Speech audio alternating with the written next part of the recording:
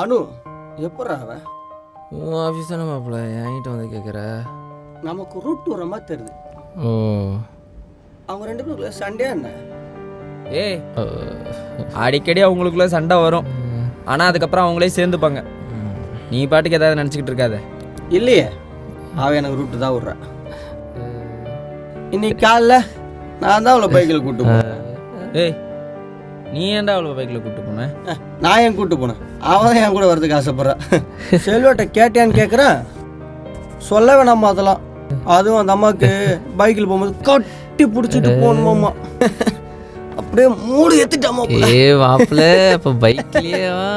ஏய் விட்றா, செம்மையா இருந்தா மாப்பிள்ள. சும்மா அங்கே இங்கன்னு உரசிட்டு ஏற்றிட்டா மாப்பிள்ள. ஏய், ஏதோ மேட்ரு பண்ணுற மாதிரி பில்டப் பண்ணிட்டு இருக்க. எத்தனை வாட்டி